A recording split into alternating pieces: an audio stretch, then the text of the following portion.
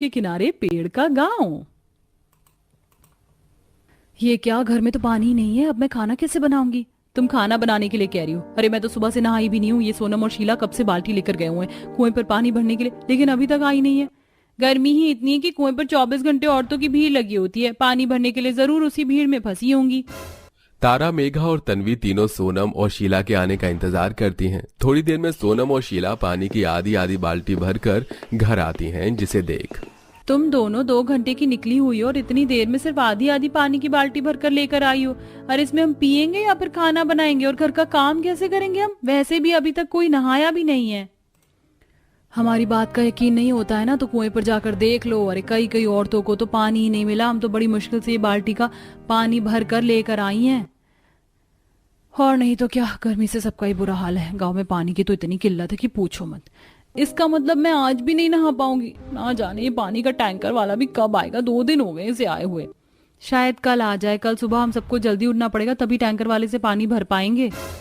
अगली सुबह 4 बजे ही सभी बहुएं उठकर मटके बाल्टी लेकर टैंकर के आने का इंतजार करते हैं। और गांव में जैसे ही पानी का टैंकर आता है तो सभी बहुएं पानी लेने लगती हैं। लेकिन कुछ ही सेकंड्स में गांव की औरतों की पानी की टैंकर के पास इतनी बड़ी भीड़ लग जाती है कि किसी बहू का ठीक से मटका नहीं भरता तो किसी की बाल्टी। जब से ये गर्मी का मौसम शुरू हुआ है तब से एक एक बूंद को तरस गए हम पानी की। आखिरकार कब तक इस पानी की किल्लत रहेगी? पूरे गांव में कुएं का पानी भी आधे से ज्यादा कम हो गया है और ना ही हमारे गांव में कोई तालाब नदी है। इस गर्मी के मौसम में गर्मी नहीं, हम गरीब लोगों की मौत आती है, मौत। सभी बहुएं उदास होकर घर जाती हैं और उस थोड़े पानी को ही बचाकर अपना गुजारा चलाती हैं। गर्मी के चलते गांव में सभी का बुरा हाल था। कहीं कोई पानी के लिए तरस रहा था तो कोई गर्मी से ही परेशान था। रात में भी गर्मी से सब परेशान है। कब खत्म होगा ये गर्मी का मौसम?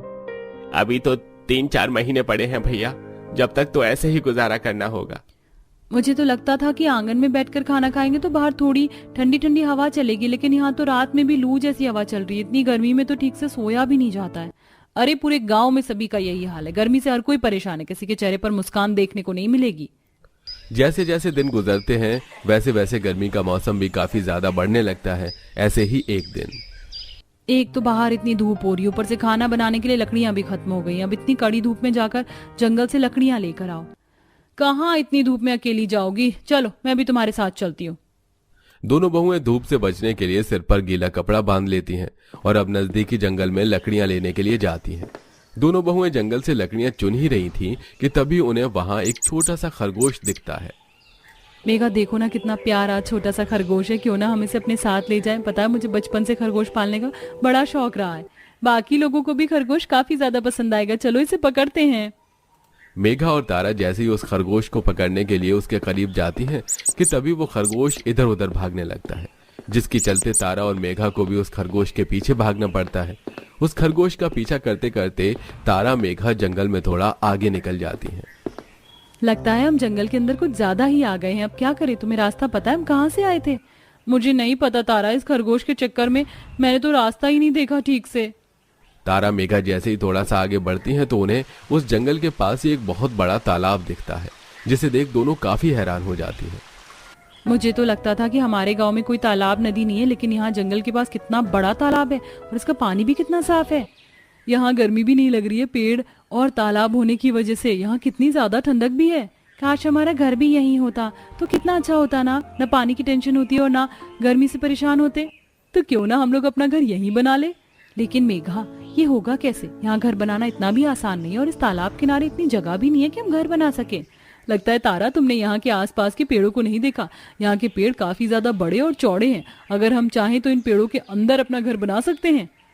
लेकिन हम भला इन पेड़ों के अंदर कैसे रह सकते हैं? घर बना भी लिया तो पेड़ों के अंदर रहना मुमकिन नहीं है। क्यों नहीं मुमकिन है तारा? ये पेड़ इतने बड़े हैं कि इनके अंदर 2 लोग आराम से रह सकते हैं। हमें बस 5 पेड़ के अंदर